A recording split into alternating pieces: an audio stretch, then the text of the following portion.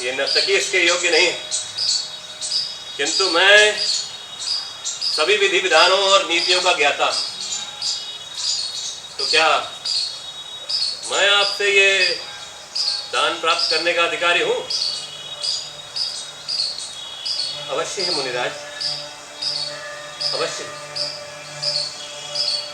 मैं समझ गया।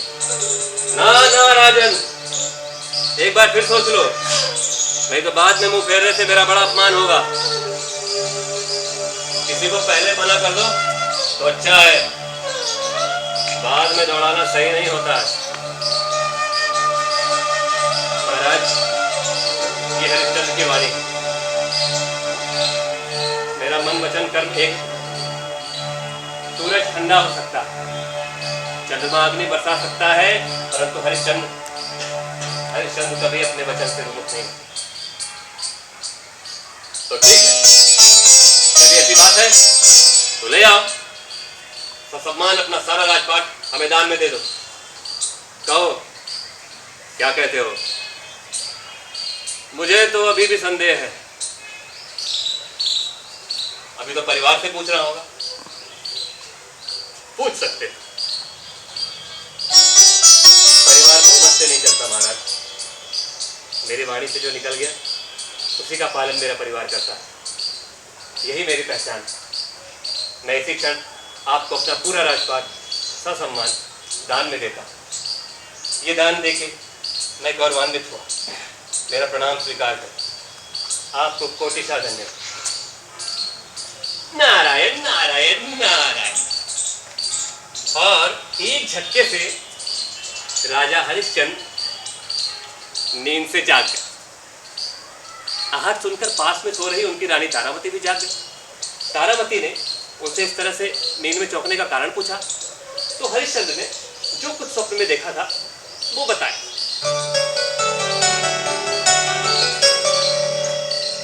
महाराज, ये जो आप सदैव दान पुण्य में लगे रहते हैं ना, तो स्वप्न आ गया, भूल जाएगा। स्वप्न तो स्वप्न है नहीं तारा।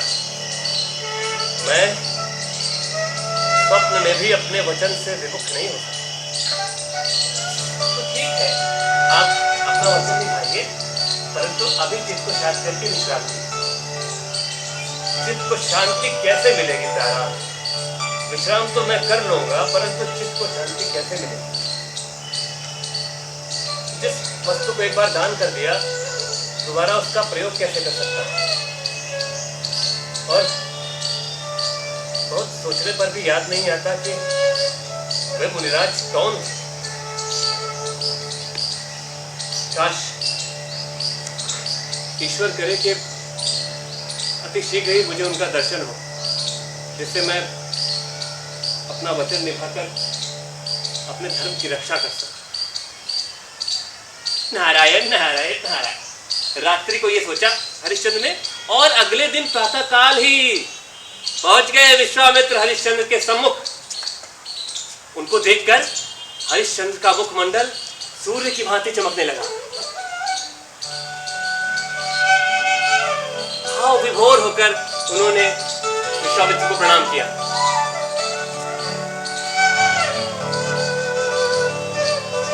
अहो भाग्य मेरे मुनिवर, जो इतनी शीघ्र प्रातःकाल ही आपका दर्शन प्राप्त हो।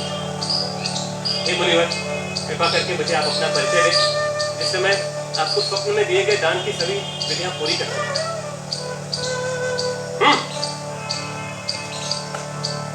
मेरा नाम विश्वामित्र है। हमें आपके स्वप्न के बारे में ज्ञात है राजन, किंतु मेरे जैसे तपस्वी के लिए इतना बड़ा ये महादान स्वीकार करना उचित नहीं। आप कृपा करके अपना राजपाट अपने पास ही रखें। दान में दी हुई वस्तु को वापस लेना भी तो उचित नहीं है। तो कृपया आप ये दान स्वीकार करें। यदि ऐसी बात है तो ठीक। नारायण नारायण नारायण। और फिर हरिश्चंद्र ने विश्वामित्र को सभा में ले जाकर सबके सामने उनको अपना सारा राजपाट दान कर दिया।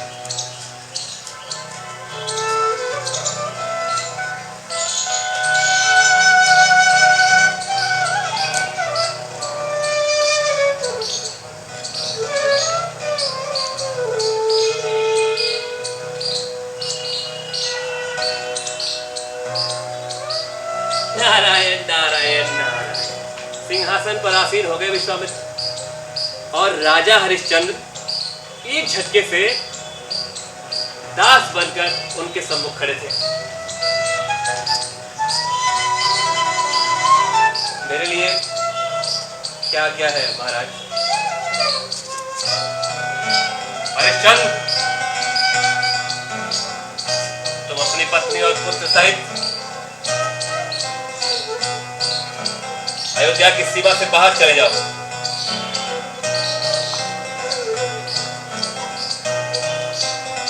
जो आगे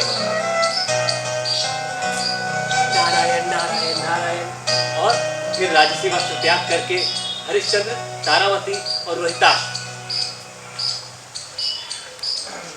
पहुंच गए विश्वामित्र के सम्मुख उनसे आज्ञा लेने के लिए।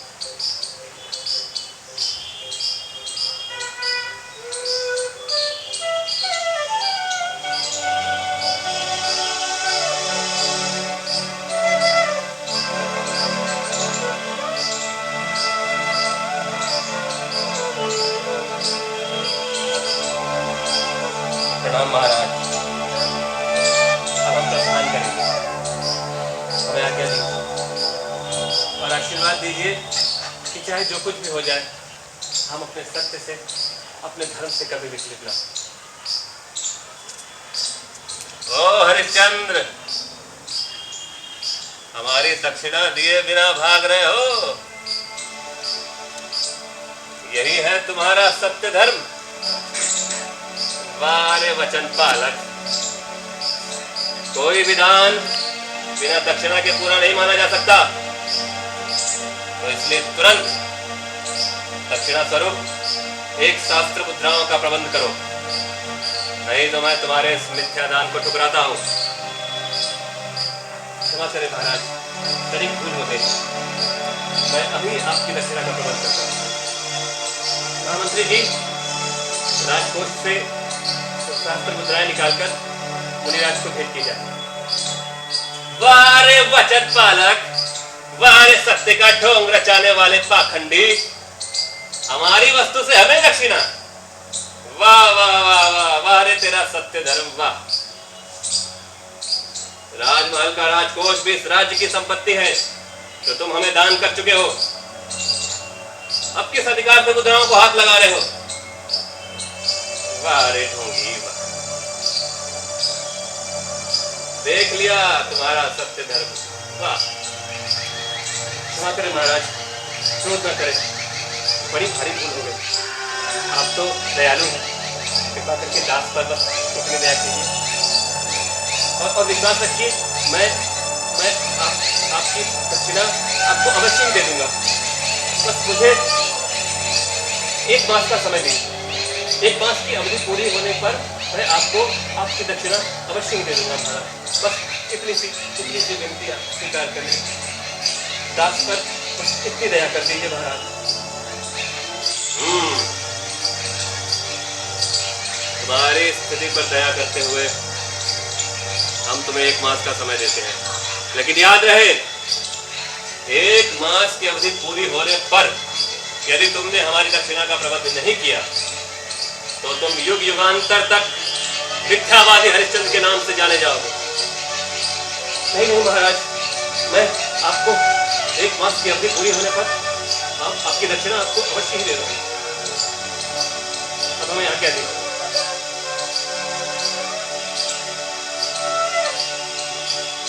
नारायण नारायण। और विश्वामित्र को प्रणाम करके हरिश्चंद्र, तारामती और रोहिताश के साथ चल पड़े। सब अयोध्यावासी रो रो कर, चीख चीख कर उनसे ना जाने के लिए प्रार्थना कर रहे थे।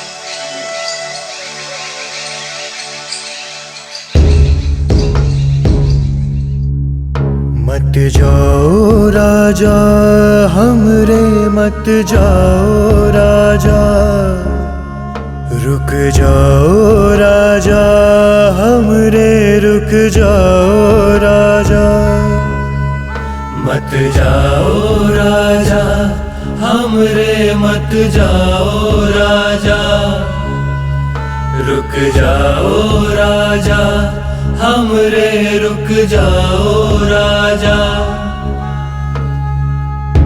कौन निकालेगा हमको इस मझधार से, कौन पालेगा हमको इतने प्यार से।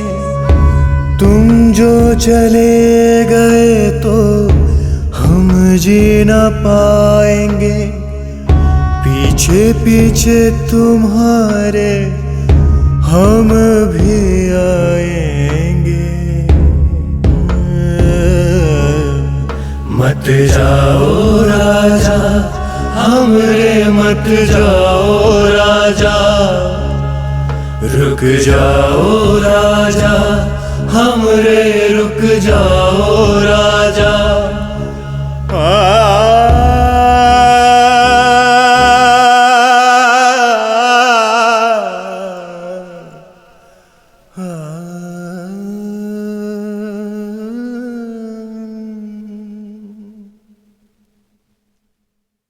नारायण नारायण नारायण। अयोध्या की सीमा से बाहर निकलकर अचानक रुक गए हरिश्चंद्र।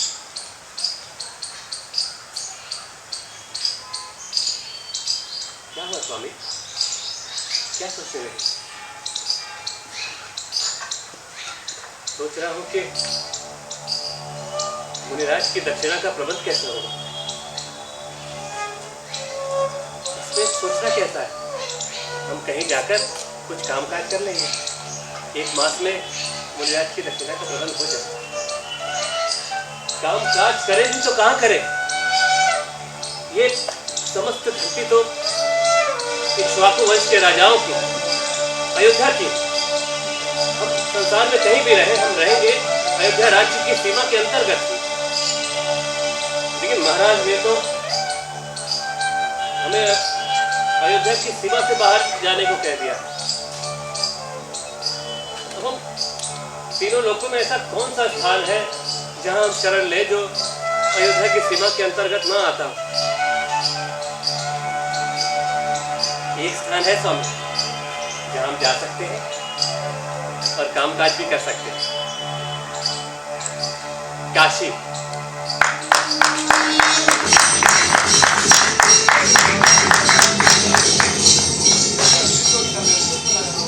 जो भगवान शिव के त्रिशूल पर बसे, जो स्वयं महादेव और मां पार्वती की राजधानी आनंदवन, हम वहां जा सकते हैं, हम वहां कामकाज भी कर सकते हैं। काशी किसी भी राज्य या राजा की सीमा से परे स्वयं स्वयंभू का धाम।